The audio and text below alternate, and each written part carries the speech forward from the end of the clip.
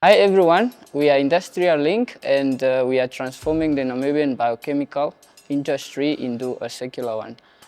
My name is Emmanuel Ndaodapo. What we do is we help companies reduce their carbon footprint by using our products directly or by indirectly managing their chemical or use solvent waste. I started off as a construction worker and then I got a chance to work in the factory that I built, that was Namibia Plastics, back in 2017. Actually what we were doing there, we were manufacturing plastics and then packaging it. Through this I got the experience of how the ink was used to put images on plastic bags that you use in food packaging such as marathon, sugar, chicken, and all that, and all the byproducts that were coming off now as use solvent, and it was coming up in quite huge amounts. So that is how I started seeing the gold in the dirty waste, and given the fact that I am a biochemist by profession, I had a little bit of faith that you could actually convert these used solvents into cleaner reusable solvents and value-added solvent products. Actually, it was quite a long and lonely journey to start this business. We have been stocking up all these drums that you see on the background and outside there also in the shade.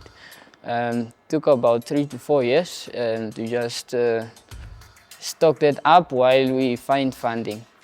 You can tell that if I was not committed or I didn't see something in that not in every eye can see, I would have given up. I diverted all my money, and lucky that I was working at Namibia Plastics and allowed me to pursue my business while I was still working for them. And I used this money to pay rent and all that.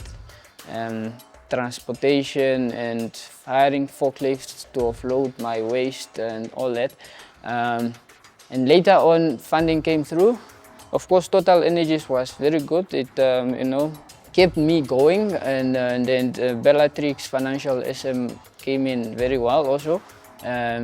Gave me a lot of funds that I used to refurbish this whole factory in the heart of Katutura. No one could have thought that we'll be conducting this type of business from deep down Katutura.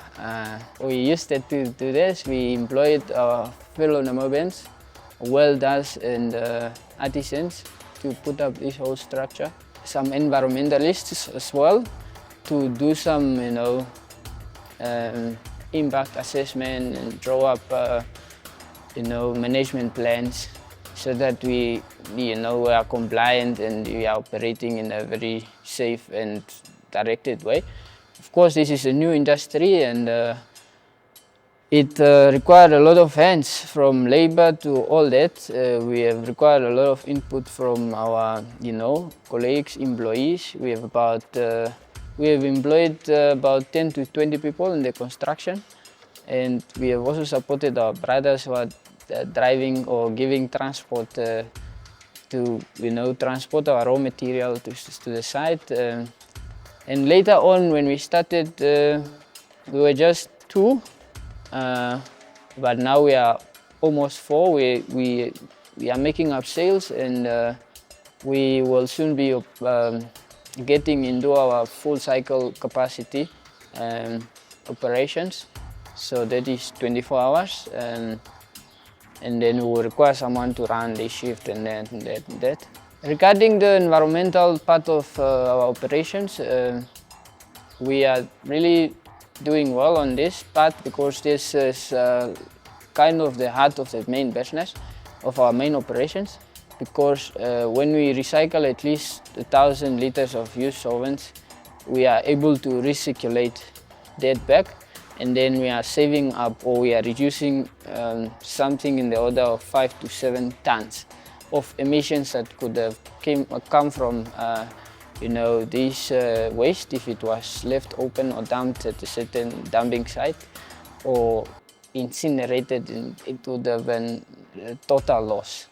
I think there's quite a huge market for solvents that has been already there.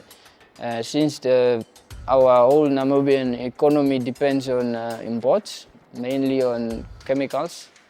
And this is something in the order of 50 to 60 million per year. And it's even, growing. That is quite a huge market, but you cannot fill up this market without raw material.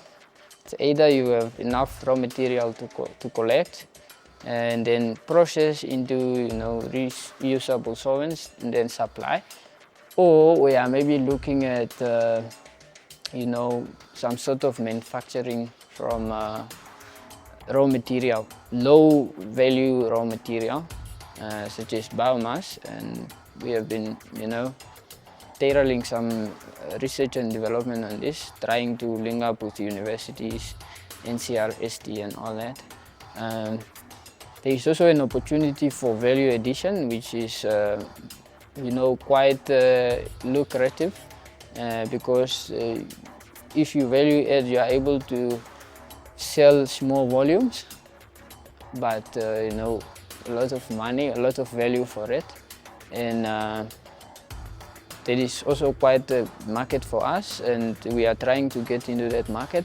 One of the other opportunities could also be getting into the waste management, service provision business. Since we recycle, it's much easier for us to, say, approach certain histology labs or institutions, and then we'll be now, working with the students much more in research work as well, to make sure whatever waste they generate during lab work and all that comes to us, and then we try to see how we can treat it, recycle it maybe, and then sell it back to them. It's also quite a market, and there is also another opportunity in the hospital or the health industry. They use quite a lot of solvents, and we hope that we could overcome all these safety aspects of recycling waste from the hospitals. We're very low on sales, but this is the fourth month that we are in business. Since we started, we have doubled up already, and we are already being forced to catch up on the capacity. So I think we are doing well. It's just a matter of time. Of course, with the thinners and value-added products, we have to get shelf space so that they can move it on their shelves. With the likes of Poop Covers, Megabuild, Build It, Out Trading. So we hope that we have to deserve everything that we will get. And yes, the government has been supportive. It's the reason why we are here, because we are funded by Bellatrix through a government funding vehicle that funds greener projects. And yeah, all in all, I think slight challenges that we have to face, and we fully embrace and look forward to clearing all of them.